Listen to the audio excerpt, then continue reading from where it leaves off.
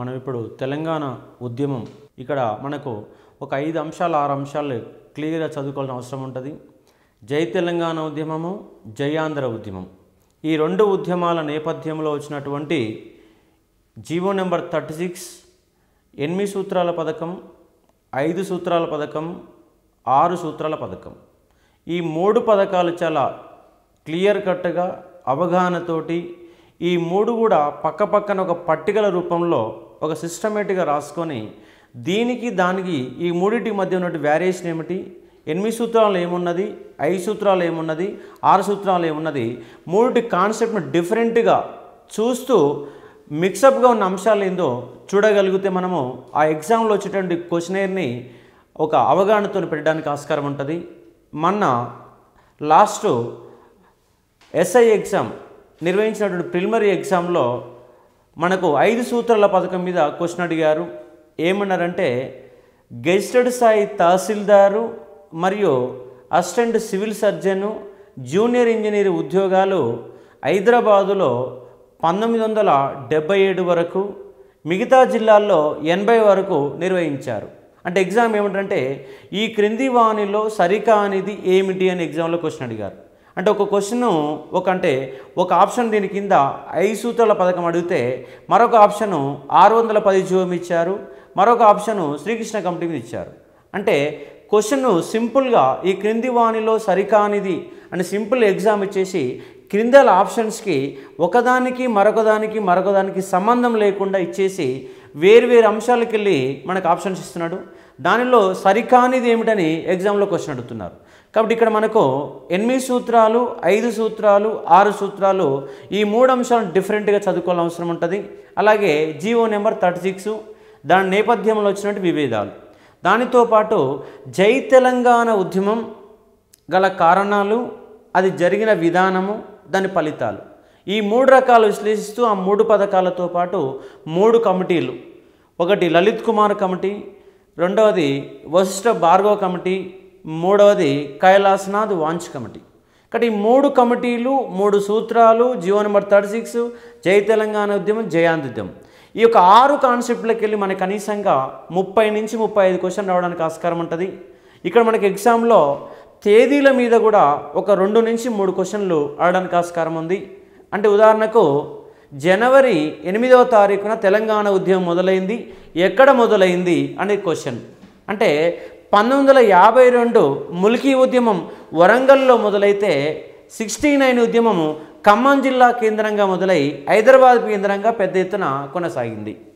కాబట్టి ఇక్కడ మనం వచ్చినటువంటి కాన్సెప్ట్లో ఒక చదివే విధానం ఉన్నప్పుడు జై తెలంగాణ ఉద్యమం తేదీల వారీగా వరుస క్రమంలో చూసి ఇవన్నీ అంశాలను మొత్తం పరిశీలించి టోటల్గా ఉద్యమంలో ఏం జరిగిందని మనం విశ్లేషణ చేయగలిగితే మనకి 69 మూమెంట్ మీద కంప్లీట్ ఒక పిక్చరైజేషన్ అనేది రావడానికి ఆస్కారం ఉంటుంది. కాబట్టి ఆ నేపథ్యంలో మనం చూసి ఒక ప్రయత్నం చేద్దాం. ఇక్కడ మనం ఫస్ట్ చూడాల్సిన అంశం ఏంటంటే 1969 జై తెలంగాణ ఉద్యమానికి గల కారణాలు ఏమిటి అనే మెయిన్ కాన్సెప్ట్. ఇక్కడ అంటే ఈ కాన్సెప్ట్ చూసినప్పుడు జై తెలంగాణ ఉద్యమానికి గల కారణాలు ఎక్కడ ఉన్నాయంటే పెద్ద మనుషుల ఒప్పందంలో ఉన్నాయి. ఈ పెద్ద మనుషుల ఒప్పందము 1956 ఫిబ్రవరి 20వ తారీఖున పెద్ద మనుషుల ఒప్పందం జరిగితే జెంటిల్మెన్ అగ్రిమెంట్ అని దీన్ని పిలుస్తారు. ఆంధ్ర ప్రాంతంకి వెళ్ళి 4, తెలంగాణ ప్రాంతంకి వెళ్ళి 4, 8 మంది గల సంతకాలు పెట్టుకొని ఒక ఒప్పందం చేసుకున్నారు. ఆ ఒప్పందము 5 సంవత్సరాల కోసం చేసుకున్నారు. కానీ ఆ ఒప్పందంలో ఏ ఒక్క అంశాన్ని కూడా సరి అయిన రీతిలో పరిపాలన విభాగంలో ఎక్కడ కూడా అమలు చేయలేదు. తెలంగాణ నిధులు తెలంగాణకి ఖర్చు పెడతామని చెప్పేసి పెద్ద మనుషులు ఒప్పందాలు చేసుకున్నారు. కానీ ఆ నిధులు ఎక్కడ కూడా ఖర్చు పెట్టలేదు. 1961లో శాసనసభలో జరిగినటువంటి ఆర్థిక మంత్రి ఒక సమాధానం చెప్తూ తెలంగాణ ప్రాంతంలో ఈ 5 సంవత్సరాల కాలంలో 21,07,00,000 రూపాయలు మిగిలిన నిధులు ఉన్నాయని చెప్పారు. దానితో పాటు లలిత్ కుమార్ కమిటీ అనేది కూడా 34,10,00,000 రూపాయల మిగిలింది అని చెప్పేసి లలిత్ కుమార్ కమిటీ లెక్కలు చెప్పినది. ఆ తర్వాత వశిష్ఠ భార్గవ కమిటీ కూడా 28,34,00,000 రూపాయలని మిగిలిందని చెప్పింది. కానీ ఆంధ్ర వాళ్ళు ఈ నిధులు ఎక్కడ కూడా ఖర్చు పెట్టకుండా తెలంగాణ ప్రాంతం మిగిలిన నిధులు మొత్తం కూడా ఆంధ్ర అవసరాల కోసం ఉపయోగించారు. 1967లో మా ప్రాంతం మిగులు నిధులు ఉన్నాయి, మా ప్రాంతంలో నిరుద్యోగులు ఉన్నారు, కాబట్టి టీచర్ ఉద్యోగాలు రిక్రూట్మెంట్ చేయండి మా యొక్క మిగులు నిధుల మీదకెళ్ళని చెప్పేసి తెలంగాణ ఎమ్మెల్యేలు అసెంబ్లీ సాక్షిగా ప్రశ్నిస్తే తెలంగాణ ప్రాంతంలో మిగులు నిధులు లేవని చెప్పేసి ఆంధ్ర మంత్రులు అనేవాళ్ళు బుకాయించే ప్రయత్నం చేశారు. కాబట్టి మిగిలిన నిధులనే తీవ్రంగా అన్యాయం జరిగింది. ఆ అన్యాయం మీద జరిగిన ఉద్యమమే 69 ఉద్యమానికి ఒక కారణమైనది. దానితో పాటు పెద్ద మనుషుల ఒప్పందంలో ప్రధానంగా జరిగింది ఏమిటంటే రాజకీయ పరంగా అన్యాయం జరిగింది. పెద్ద మనుషుల ఒప్పందంలో ఉప ముఖ్యమంత్రి కంపల్సరీగా తెలంగాణ వారికి ఇవ్వాల్సిన అవసరం ఉండే ఆంధ్ర వాళ్ళు ముఖ్యమంత్రి అయితే, కానీ 1956 నుంచి 1971 వరకు 71 సెప్టెంబర్ 15 వరకు ముగ్గురు ముఖ్యమంత్రులు ప్రధానంగా మారితే ఒక్క తెలంగాణ వాళ్ళకు కూడా అవకాశాలు కల్పించలేదు. పైగా ఒక 1960 నుంచి 62 వరకు మాత్రమే కేవీ రంగారెడ్డికి ఒకే టర్ము ఉప ముఖ్యమంత్రి పదవిని ఇచ్చారు. అంటే 56 నుంచి 71 వరకు మొట్టమొదటిసారిగా నీలం సంజీవ్ రెడ్డి 56 నుంచి 60 వరకు పనిచేశాడు. ఆ తర్వాత దామోదర సంజీవయ్య 60 నుంచి 62 వరకు పనిచేశాడు. ఆ తర్వాత దామోదర సంజీవయ్య మళ్ళీ ఏఐసిసి అధ్యక్షుడిగా ఢిల్లీకి వెళ్ళిపోతే మళ్ళీ ఆయన స్థానంలో నీలం సంజయ్ రెడ్డి మళ్ళీ ముఖ్యమంత్రిగా 62 నుంచి 64 వరకు పనిచేశాడు. ఆ తర్వాత కాసు బ్రహ్మానందరెడ్డి నీలం సంజయ్ రెడ్డి యొక్క అనుచర వర్గంలో ప్రధాన వ్యక్తి నుండి కాసు బ్రహ్మాండ సింహాసనమే కూర్చోబెట్టారు. ఆయన 64 నుంచి 71 వరకు ముఖ్యమంత్రిగా పనిచేశాడు. అంటే ఈ యొక్క 15 సంవత్సరాల కాలంలో తెలంగాణ వారికి ఒక ముఖ్యమంత్రి పదవి అనేది ఇవ్వలేదు. అదే మనకు ఒక మహారాష్ట్ర ప్రాంతంలో ఒక తెలంగాణ ప్రాంతానికి సంబంధించినటువంటి ఒక సాధారణ వ్యక్తి అక్కడ ముఖ్యమంత్రి అయ్యాడు. అలాగే మన తెలంగాణ ప్రాంతానికి సంబంధించి ఉన్నటువంటి మన ప్రాంతం పరిధిలో 56 వరకు హైదరాబాద్ రాష్ట్రంలో భాగంగా ఉన్నటువంటి ఒక ముఖ్యమంత్రి తర్వాత కాలంలో మైసూరుకు ముఖ్యమంత్రి కాగలిగారు. కానీ తెలంగాణ ప్రాంతం మీద గడ్డ మీద జరిగే పరిపాలన మాత్రము ఒక్కరు కూడా ముఖ్యమంత్రి కాలేకపోయారు. పైగా నీలం సంజీవ్ రెడ్డి ముఖ్యమంత్రి పదవి చేపట్టిన మొదటి రోజు ఏమన్నాడంటే తెలంగాణ ప్రాంతంలో ఒక డిప్యూటీ సీఎం అనేది ఒక చేతికి ఉన్నటువంటి 6వ వేలు అని చెప్పాడు. కానీ అదే నీలం సంజీవ్ రెడ్డి 1953 నుంచి 1956 నవంబర్ 1 ఆయన పదవి ప్రమాణ స్వీకారం చేస్తే అక్టోబర్ 31 వరకు ఆయన చేపట్టిన పదవి ఏంటంటే డిప్యూటీ సీఎంఏ. అంటే అంతకుముందు ఒక్కరోజు వరకు ఆయన చేపట్టిన పదవి ఇక్కడ ముఖ్యమంత్రి పదవి రాగానే డిప్యూటీ సీఎం అనే పదవి కేవలం ఒక 6వ వేలుగా మారిందని చెప్పడం అనేది ఒక హాస్యాస్పదమైనటువంటి విషయం. కాబట్టి ఆంధ్ర పాలకులు రాజకీయ పరంగా తీవ్రమైన అన్యాయం చేశారు. తెలంగాణ ప్రాంతం వారికి 5 ముఖ్యమైన శాఖలలో 2 శాఖలు ఇవ్వాలని చెప్పి స్పష్టంగా పేర్కొన్నారు. కానీ ఎక్కడ కూడా ఇవ్వలేదు. 5 శాఖలలో అంటే హోంమంత్రిత్వ శాఖ ఇచ్చేస్తారు, దానిలో శాంతి భద్రతలు మళ్ళీ సీఎం పరిధిలోనే పెట్టుకుంటారు. ప్రణాళిక అభివృద్ధి పెడతారు, ఒకటి అభివృద్ధి ఇస్తారు, ప్రణాళిక మొత్తం సీమాంధ్ర వాళ్ళకి ఇచ్చేస్తారు. అంటే భారీ పరిశ్రమలు మొత్తం కూడా తెలంగాణకి ఇచ్చిన చెప్తారు, దాంట్లో చిన్న పరిశ్రమలు మొత్తం ఆంధ్ర వాళ్ళకి ఇచ్చేస్తారు. అంటే సగం మంత్రిత్వ శాఖలు ఇస్తారు. పైగా ఒల్లూరి బసవరాజు ఆంధ్ర ప్రాంతంకి వెళ్ళి వచ్చేసి సికింద్రాబాద్కి వెళ్ళి ఎమ్మెల్యే గెలిచి ఆయన మంత్రిగా కావడం జరిగింది. ఆయన తెలంగాణ ప్రాంతం యొక్క వ్యక్తిగా కౌంటబుల్ చేస్తారు. అంటే ఎక్కడ కూడా రాజకీయ పదవులు అనేవి ఇవ్వకుండా చేశారు. దానితో పాటు ఉద్యోగాలు కొల్లగొట్టారు. 1 కాదు 2 కాదు 1956 నుంచి 68 వరకు 1956 నవంబర్ 1 నుంచి 1968 మార్చి 31లోగా కేవలం 12 సంవత్సరాల కాలంలోనే 22,000 ఉద్యోగాలు కొల్లగొట్టాయని చెప్పేసి చాలా కమిటీలు స్పష్టంగా పేర్కొనడం జరిగింది. ఇలాంటి తీవ్రమైన అన్యాయాలు చేశారు. ఉర్దూ భాషని పరిగణలో తీసుకుంటామని చెప్పారు, కానీ ఉర్దూ భాషలో పరిగణలో తీసుకోలేదు. స్థానిక నియమాలు 15 సంవత్సరాలు అని చెప్పారు, ఆ 15 సంవత్సరాలు ఇక్కడ పరిగణలో తీసుకోలేదు.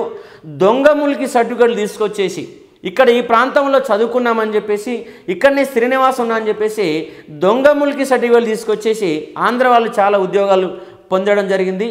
దానితో పాటు తెలంగాణ ప్రాంతంలో సరైన అభ్యర్థులు లేరని చెప్పేసి కూడా ఒక వంక చూపిస్తూ ఇక్కడ ఉద్యోగాలు కొలవడం జరిగింది. కాబట్టి 1 కాదు 2 కాదు ఇలాంటి రకాల అన్యాయాలన్నీ జరిగాయి. ఈ అన్యాయాల యొక్క ఫలితమే 1969లో ఒక ఆకాశం అంతా ఎగిసిపడినటువంటి ఒక జై తెలంగాణ ఉద్యమం అనేది తలెత్తడమే జరిగింది. ఇవన్నీ పెద్ద మనుషుల ఒప్పందంలో చేసుకున్నటువంటి ఒప్పందాల యొక్క ఉల్లంఘనలు. వాటికంటే 69 ఉద్యమం రావడానికి ప్రధానమైన కొన్ని కారణాలు కూడా ఉన్నాయి. ఆ కారణాలు ఏంటంటే 1967లో ఆంధ్రప్రదేశ్ గవర్నమెంటు ప్రభుత్వ విద్యారంగంలో ఫీజులు పెంచినది. ఆ ఫీజులకు వ్యతిరేకంగా తెలంగాణ ప్రాంతంలో విద్యార్థి లోకం మొత్తం కూడా ఉద్యమాలు చేసి ఆ పెంచిన ఫీజులను తగ్గించే వరకు కూడా ఉద్యమాలు చేసి తగ్గింపజేసుకొని ఒక ఉత్సాహవంతమైన వాతావరణంలో తెలంగాణ ప్రాంతంలో ఉన్నారు విద్యార్థులు. దానితో పాటు ఒక రెండో కారణం ఏంటంటే ఉస్మానియా యూనివర్సిటీలో తలెత్తినటువంటి వైస్ ఛాన్సలర్ యొక్క వివాదము. 1957లో ఒక ఆంధ్ర వ్యక్తి డి సదాశివరెడ్డి అనే వ్యక్తి నీలం సంజయ్ రెడ్డి ముఖ్యమంత్రిగా ఉన్న కాలంలో ఆయన అనుచర వర్గంగా ఉండి వైస్ ఛాన్సలర్ పదవిని పొందడం జరిగింది. ఆయన 57 నుంచి 62 వరకు, 62 నుంచి 67 వరకు, మళ్ళీ 3వ దఫా కూడా వైస్ ఛాన్సలర్ పదవిని పొందాడు. అంటే ఇక్కడ వైస్ ఛాన్సలర్ యొక్క పదవీ కాలం ఎంత అంటే 5 సంవత్సరాలు. కానీ 1968-69 వచ్చే సమయానికి ఈ యొక్క డి సదాశివరెడ్డి నీలం సంజయ్ రెడ్డి వర్గంలో ఉన్నప్పుడు నీలం సంజయ్ రెడ్డికి కాసు బ్రహ్మానంద మధ్య విభేదాలు వచ్చినప్పుడు ఆయన వర్గానికి సంబంధించిన ఒక వైస్ ఛాన్సలర్ ఉంటే కరెక్ట్గా లేదని చెప్పేసి వైస్ ఛాన్సలర్ని మార్చే ప్రయత్నం చేశాడు. అలా మార్చినప్పుడు డి సదాశివరెడ్డి నా యొక్క పదవీ కాలాన్ని తగ్గించేటటువంటి అధికారము రాష్ట్ర ప్రభుత్వానికి లేదు. ఎందుకంటే యూనివర్సిటీలు అనేవి యూనివర్సిటీ గ్రాంట్స్ కమిషన్ పరిధిలో ఉంటాయి, యూజీసీ పరిధిలో ఉంటాయి. యూజీసీ అనేది సెంట్రల్ గవర్నమెంట్. కాబట్టి సెంట్రల్ గవర్నమెంట్ సంబంధించిన ఉద్యోగాలకు సంబంధించిన విషయాలలో రాష్ట్ర ప్రభుత్వం అనేది తలదూర్చకూడదు. కాబట్టి రాష్ట్ర ప్రభుత్వం అనేది 5 సంవత్సరాల పదవీ కాలాన్ని 3 సంవత్సరాలకు తగ్గించి డిఎస్ రెడ్డి ఆయనని సీటుకి వెళ్ళి దింపివేయడం జరిగింది. ఆయన స్థానంలో పిన్నమనేని వెంకటేశ్వరరావు అనేటటువంటి ఒక ఆంధ్ర వ్యక్తిని మళ్ళీ వైస్ ఛాన్సలర్ పదవిలో కూర్చోబెట్టారు. వాస్తవానికి వైస్ ఛాన్సలర్ అనే వ్యక్తి ఒక గవర్నర్ చేత నియమించబడతాడు. కానీ రాష్ట్ర ప్రభుత్వం నిర్ణయిస్తేనే గవర్నర్ నియమిస్తారు. కానీ ఆయన ఉస్మానియా యూనివర్సిటీలో వచ్చి పదవి ప్రమాణ స్వీకారం చేయకుండా గవర్నర్ బంగ్లా అనే పదవి స్వీకారం చేసేసి అట్నుంచి ఆయన గుంటూరుకు వెళ్ళిపోయాడు. కానీ ఉస్మానియా యూనివర్సిటీ అడుగు పెట్టలేకపోయాడు. ఎందుకంటే ఈ డి సదాశివరెడ్డికి అనుకూలంగా, అంటే యూనివర్సిటీ రాజకీయాలలో రాష్ట్ర ప్రభుత్వం అనేది రాజకీయాలు చేస్తున్నది, ఈ రాజకీయాలకు తగదు. కాబట్టి ఉస్మానియా యూనివర్సిటీ అనేది ఒక స్వచ్ఛందమైన ఒక సపరేట్ వ్యవస్థపూరితం ఉన్నట్టు ఒక వ్యవస్థ. అలాంటి వ్యవస్థలో రాష్ట్ర ప్రభుత్వం అనేది ఏలు పెట్టడం కరెక్ట్ అయిన విధానం కాదని చెప్పేసి ఉస్మానియా యూనివర్సిటీలో ఆ డి సదాశివరెడ్డికి అనుకూలంగా పెద్ద ఎత్తున ఉద్యమాలు రగిలించారు. ఈ ఉద్యమానికి నాయకత్వం వహించిన వ్యక్తి ఎవరంటే ప్రస్తుతం మన్నటి వరకు కేంద్ర మంత్రిగా పనిచేసినటువంటి సూదిని జైపాల్ రెడ్డి. ఇక్కడ సూదిని జైపాల్ రెడ్డి అంశం వచ్చింది కాబట్టి విశ్లేషిస్తున్నాము. జైపాల్ రెడ్డి ఆయన మేధస్సు చాలా గొప్ప మేధస్సు. ఎంత మేధస్సు అంటే ఆయన ఒక పత్రికా విలేకరుల సమావేశం పెట్టేసి ఒక ప్రెస్ మీట్ పెట్టేసి ఏదైనా అంశం మీద మాట్లాడితే ఒక ఇంటలెక్చువల్ పరంగా ఒక ఆర్డ్లీగా ఉన్నటువంటి ఇంగ్లీష్ పదాలు ఉపయోగిస్తే సాధారణ జర్నలిస్ట్ కూడా అర్థం కాని ఒక పదాలు ఉపయోగించే ఇంటలెక్చువల్ పర్సన్. ఆయన కేంద్రంలో చాలా మంత్రి పదవులు చేపట్టాడు. పెట్రోలియం శాఖ మంత్రిగా చేపట్టాడు, పట్టణాభివృద్ధి శాఖ చేపట్టాడు, సమాచార శాఖ మంత్రి చేపట్టాడు.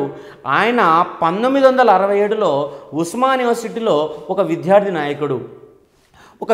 నాయకుడిగా ఉన్నటువంటి జైపాల్ రెడ్డి కాసు బ్రహ్మానందరెడ్డికి వ్యతిరేకంగా డి సదాశివరెడ్డికి అనుకూలంగా ఉస్మానియా యూనివర్సిటీలో వైస్ ఛాన్సలర్ పదవీ కాలాన్ని తగ్గించేటటువంటి అధికారం రాష్ట్ర ప్రభుత్వానికి లేదని పెద్ద ఎత్తున ఉద్యమాలు చేశాడు.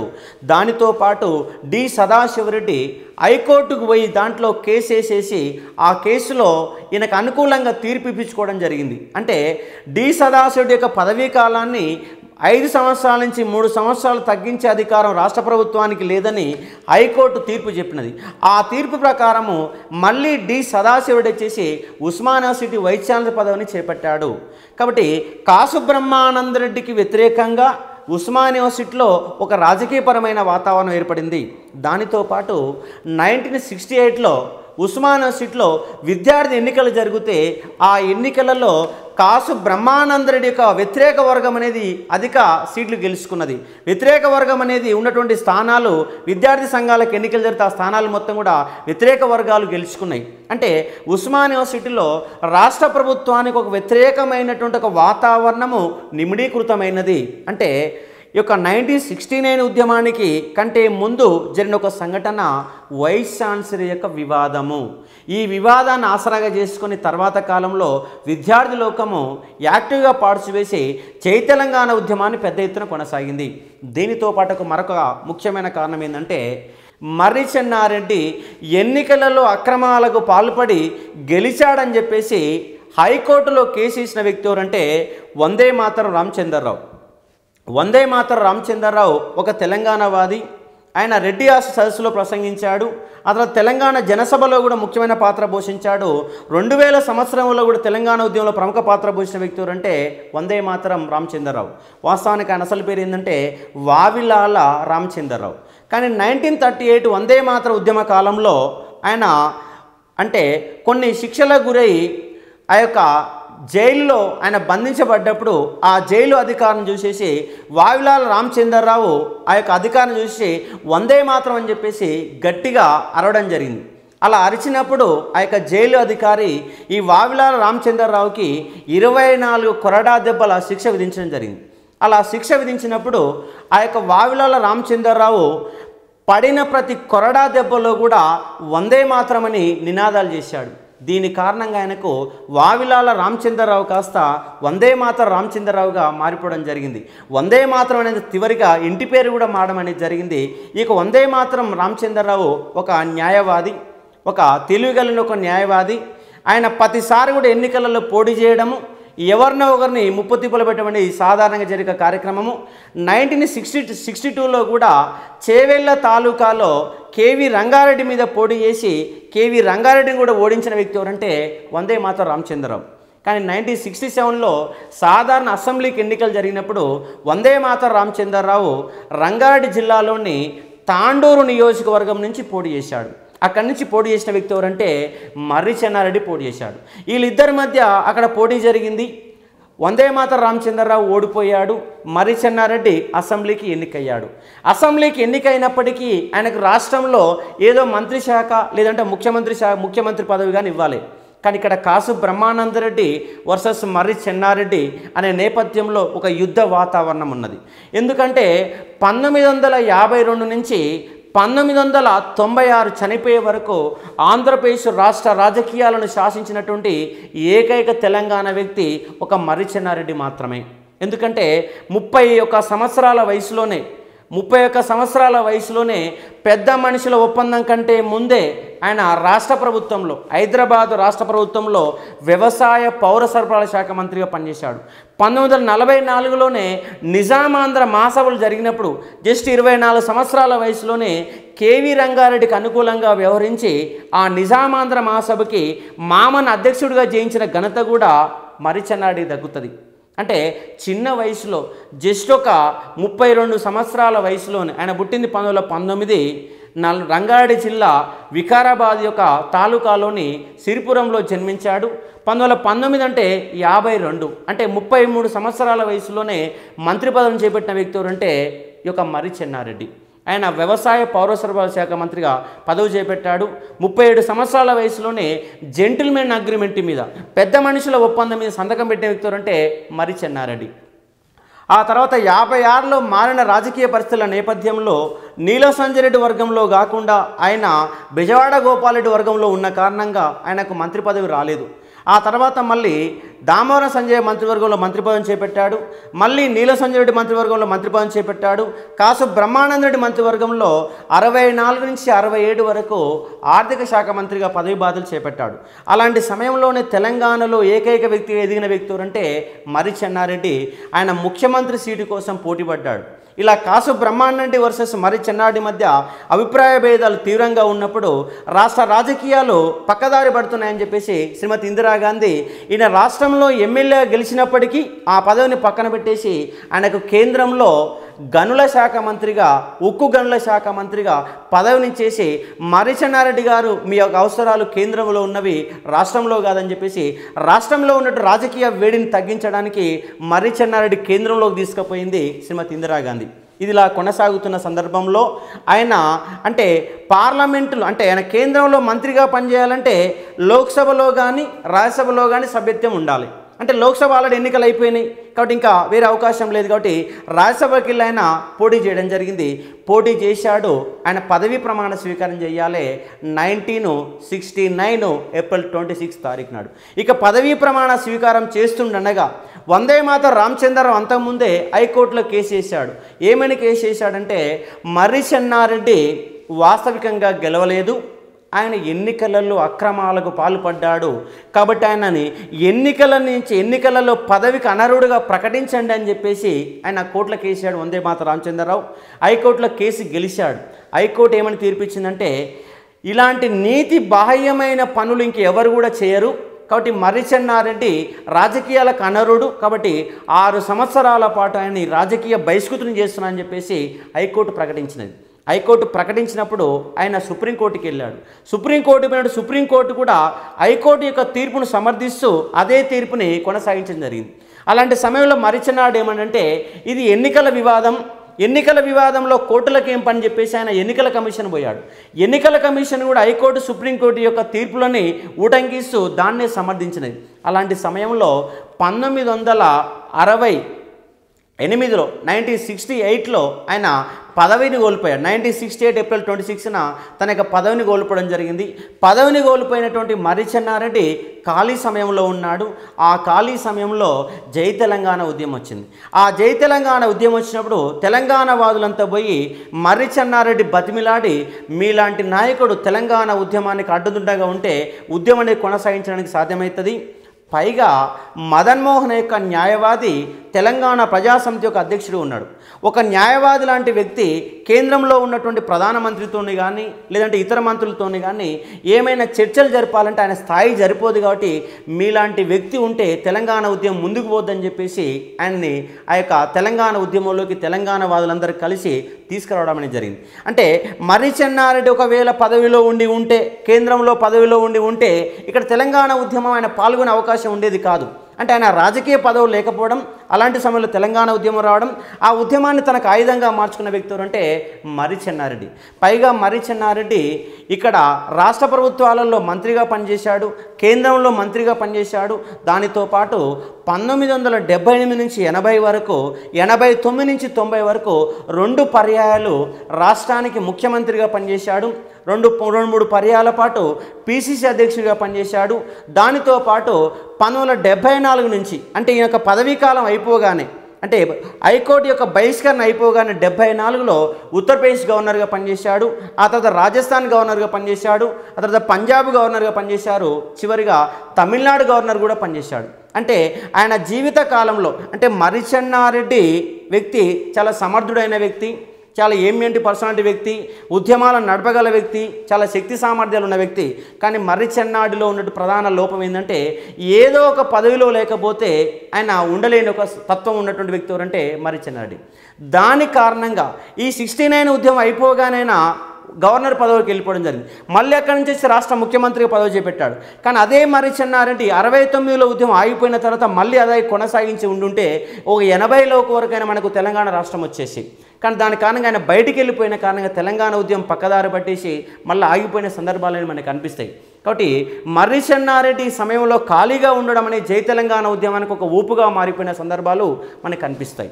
అయితే 1969 ఉద్యమానికి గల తక్షణ కారణం ఏమిటంటే మనకు 1962లో భారత్ చైనా మధ్య యుద్ధం జరిగినది.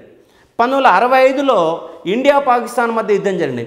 ఈ 2 యుద్ధాలతో పాటు 1964, 65, 66, 67 మధ్య భారతదేశం మొత్తం కూడా కరువు కాటకాలతో కొనసాగినది.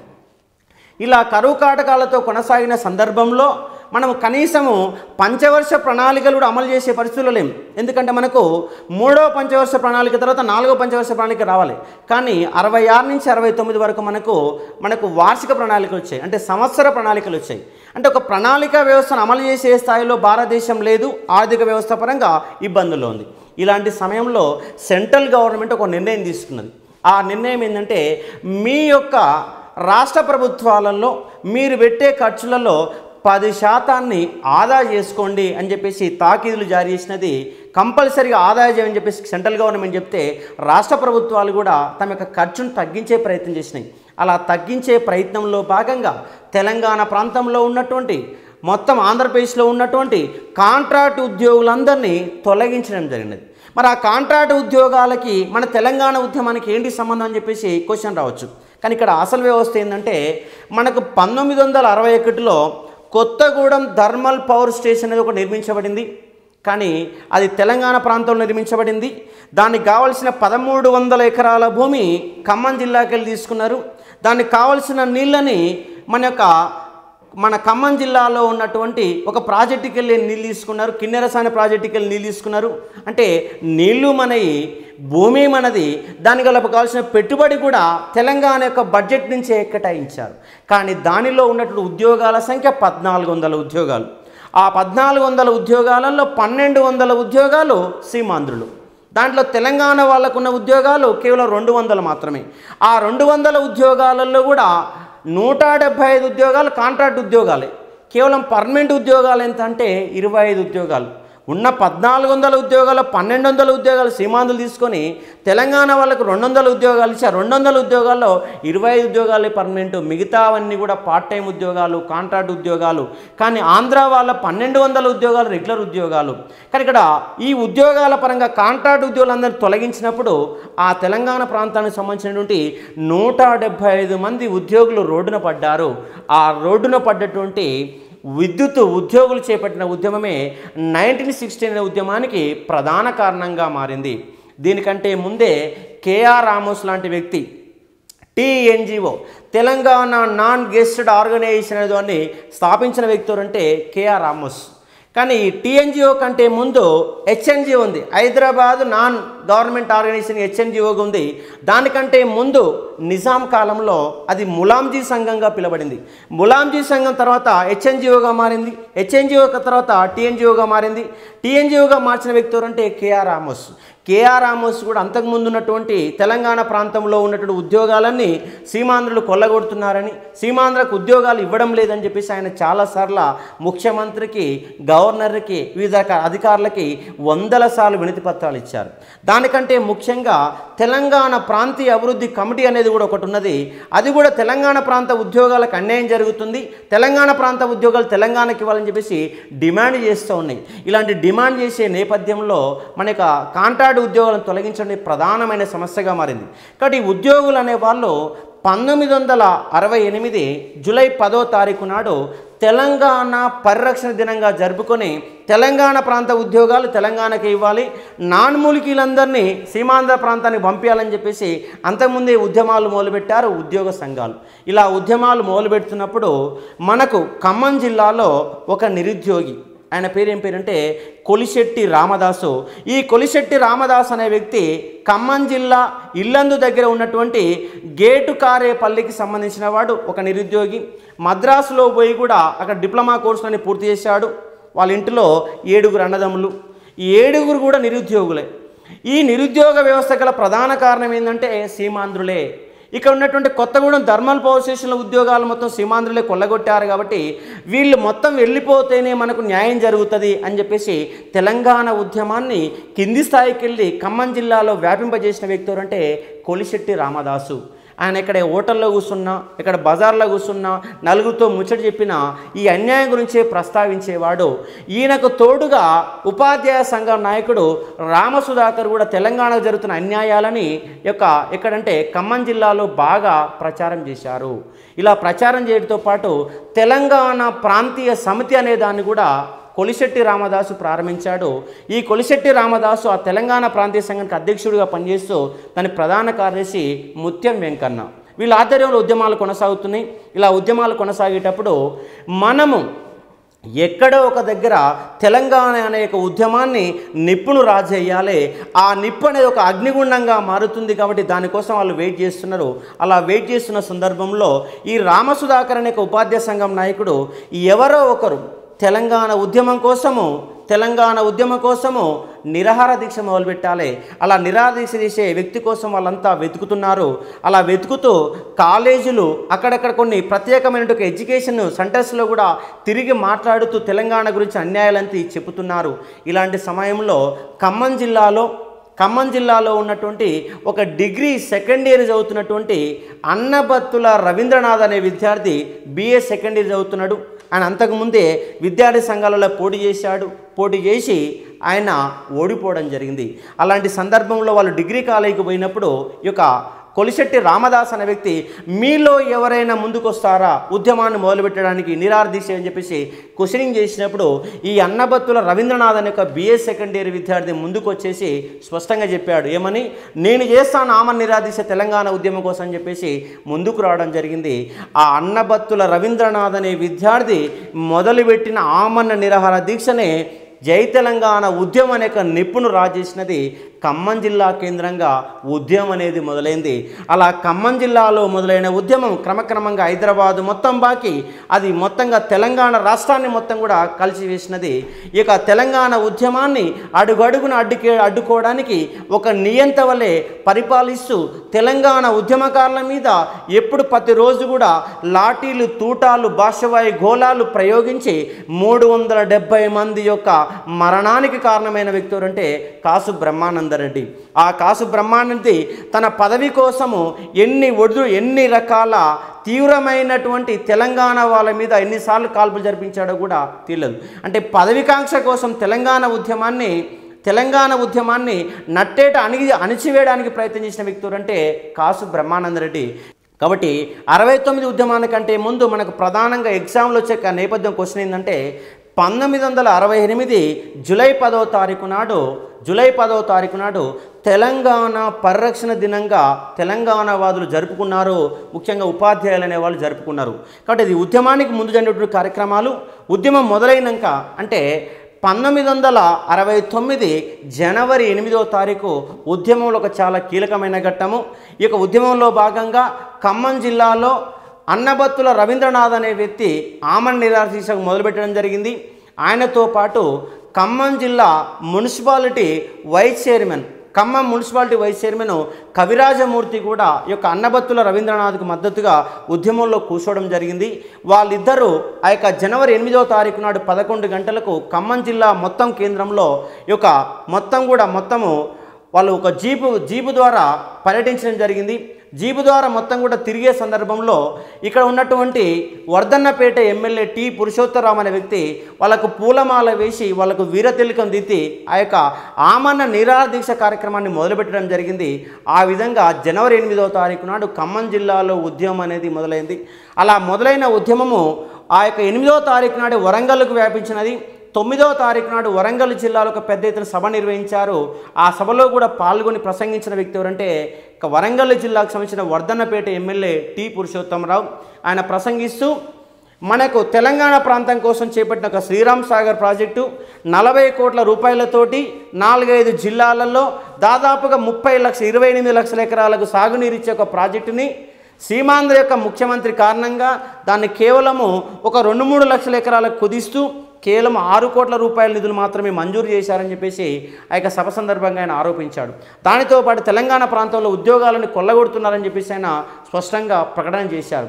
కాబట్టి ఖమ్మం జిల్లాలో మొదలైన ఉద్యమము వరంగల్ జిల్లాకు వ్యాపించింది. వరంగల్ జిల్లాలో మొత్తం కూడా బంద్ చేశారు. ఆంధ్ర పత్రికలను తగలబెట్టారు. దాంతోపాటు ఖమ్మం జిల్లాలో కూడా ఆంధ్ర పదం వరకు మొత్తం కూడా కట్ చేసి వాటిని ఆ యొక్క ఆంధ్ర పత్రిక కార్యాలయాలకు పంపించారు. దానితో పాటు కొన్ని పత్రికలు తగలబెట్టారు. దాంతోపాటు ఆంధ్ర పదంతో ఉన్నటువంటి ఒక సీమాంధ్ర లారీని కూడా తగలబెట్టడం జరిగింది. దాంతోపాటు జనవరి 12వ తారీఖు నాడు కొత్తగూడెంలో కంప్లీట్గా రైలును కూడా మొత్తం బంద్ చేసి ఒక 2-3 గంటల పాటు రైలు కూడా దిగ్బంధం చేసి రైలు కూడా కాలు చేశారు. సీమాంధ్ర బస్సులు ఇక్కడ రాకుండా చేశారు. ఇలా ఖమ్మం జిల్లాలో ఉద్యమం ఎగిసిపడ్డ సందర్భంలో ఈ ఉద్యమం నిజామాబాద్ కూడా వ్యాపించింది. నిజామాబాద్లో ఎస్ పోషెట్టి అనే విద్యార్థి నాయకుడు మొత్తం నిజామాబాద్ జిల్లాలో కంప్లీట్గా ర్యాలీ నిర్వహించి ఆ ర్యాలీ ద్వారా తెలంగాణ యొక్క ఉద్యమ నినాదాలు చేస్తూ చివరికి వినతి పత్రాన్ని కలెక్టర్కి మరియు ఆ జిల్లా ఎస్పీకి కూడా సమర్పించడం జరిగింది. కాబట్టి ఖమ్మం జిల్లాలో మొదలైన ఉద్యమము అటు నిజామాబాద్కి అటు వరంగల్కి మొత్తం వ్యాపించినది. 12వ తారీఖు నాడు ఉద్యమం ఎగిసిపడినది. అలా ఉద్యమం కొనసాగుతుండగా ఆ ఉద్యమం యొక్క వ్యాప్తి అనేది హైదరాబాద్కి వచ్చింది. దానిలో భాగంగా జనవరి 12వ తారీఖు నాడు ఉస్మానియా యూనివర్సిటీ యొక్క విద్యార్థులు మొత్తం కూడా ఒక సమావేశం నిర్వహించారు. ఈ సమావేశానికి అధ్యక్షత వహించిన వ్యక్తి ఎవరంటే వెంకటరామరెడ్డి అనే ఒక వ్యక్తి అధ్యక్షత వహించాడు. ఆయనతో పాటు మల్లికార్జున అనే వ్యక్తి కూడా ఆ సమావేశంలో పాల్గొన్నాడు. ఆ సమావేశం సందర్భంగా మల్లికార్జున అనే వ్యక్తి అక్కడి నుంచి ఆయన ఆ సమావేశాన్ని బహిష్కరించి బయటికి వెళ్ళిపోవడం జరిగింది. మళ్ళీ జనవరి 13వ తారీఖు నాడు ఉస్మానియా యూనివర్సిటీలో తెలంగాణ విద్యార్థి ఐక్య కార్యాచరణ కమిటీ, తెలంగాణ ఉద్యమ ఐక్య కార్యాచరణ కమిటీని ఏర్పాటు చేశారు. దానికి కార్యదర్శిగా ఎన్నికైన వ్యక్తి అంటే మల్లికార్జున అనేక ఒక వైద్య విద్యార్థి. ఇలా మల్లికార్జున అనే వైద్య విద్యార్థి 69 ఉద్యమంలో పాల్గొన్న విద్యార్థి తర్వాత కాలంలో అంటే 1971 మధ్యంతర ఎన్నికలలో మనకు మెదక్ నియోజకవర్గాన్ని గెలుపొందడం జరిగింది. ఆ తర్వాత మెదక్ 77లో గెలుపొందాడు. ఆ తర్వాత ఆ నియోజకవర్గాన్ని ఇందిరాగాంధీ గోలుపెట్టేసి ఆయన మహబూబ్ నగర్ నుంచి గెలుపొందాడు. ఆ తర్వాత రాజీవ్ గాంధీ గవర్నమెంట్లో, ఆ తర్వాత పివి నరసింహరావు గవర్నమెంట్లో వివిధ శాఖలు కూడా నిర్వహించిన వ్యక్తులు అంటే మల్లికార్జున గౌడ్ అనే ఒక వ్యక్తి. కాబట్టి ఆయన ఒక వైద్య విద్యార్థిగా 69 ఉద్యమంలో పెద్ద ఎత్తున పార్టిసిపేట్ చేశాడు. పార్టిసిపేట్ చేయడమే కాదు, ఉద్యమాన్ని ముందుకు నడిపించిన వ్యక్తి కూడా మల్లికార్జును. కాబట్టి జనవరి 13వ తారీఖు నాడు ఏర్పడిన ఐక్య కార్యాచరణ కమిటీ కార్యదర్శి ఎవరంటే ఈ యొక్క మల్లికార్జున అనే వ్యక్తి. ఈ 13వ తారీఖు నాడు 12వ తారీఖు నాడు ఒక నిర్ణయించిన కార్యక్రమం ప్రకారం ఏంటంటే జనవరి 15వ తారీఖు నాడు సమ్మె చేపట్టాలని, ఉద్యమాలు కొనసాగించాలని చెప్పారు. దానిలో భాగంగా ఉస్మానియా యూనివర్సిటీ నుంచి ర్యాలీ తీశారు నిజాం కాలేజీ వరకు. ఆ ర్యాలీ పెద్ద ఎత్తున కొనసాగింది. మొత్తం జై తెలంగాణ నినాదాలతో కొనసాగింది. దానిలో ప్రస్తుతం ఉన్నటువంటి మన యొక్క హోమ్ మినిస్టర్గా ఉన్నటువంటి నాయని నరసింహారెడ్డి కూడా దాంట్లో పాల్గొన్నాడు. దాంతోపాటు వల్ల మన్నడు రాజ్యసభ సభ్యుడిగా ఉన్నటువంటి కేశవరావు అనే వ్యక్తి కూడా దాంట్లో పాల్గొనడం జరిగింది ఒక ఉద్యమంలో భాగంగా. కాబట్టి ఉస్మానియా యూనివర్సిటీలో ఈ ఉద్యమాల పరంగా 2 వర్గాలు విడిపోయారు. ఒక వర్గం ఏంటంటే ప్రత్యేక రక్షణలు కోరే వర్గము, మరొక వర్గం ఏంటంటే ప్రత్యేక తెలంగాణ కోరే వర్గం. ఈ రక్షణ వర్గానికి నాయకుడు ఎవరంటే వెంకటరామరెడ్డి అనే వ్యక్తి. ప్రత్యేక తెలంగాణ ఉద్యమానికి నాయకుడు ఎవరంటే మల్లికార్జున అనే వ్యక్తి. ఈ 2 వర్గాల మధ్య వైరు వర్గాలు కొనసాగినాయి. దానిలో భాగంగా నిజాం కాలేజీ కేంద్రంగా కొనసాగినటువంటి వర్గం ఏంటంటే మల్లికార్జున వర్గము. హైదరాబాద్లో ఉంటే వివేకవర్ధిని కాలేజీ కేంద్రంగా కొనసాగిన వర్గం ఏంటంటే వెంకటరామరెడ్డి వర్గం. ఈ 2 వర్గాల మధ్య ఆధిపత్య పోరు కూడా కొనసాగింది. 2 వర్గాల మధ్య గొడవలు జరిగినాయి.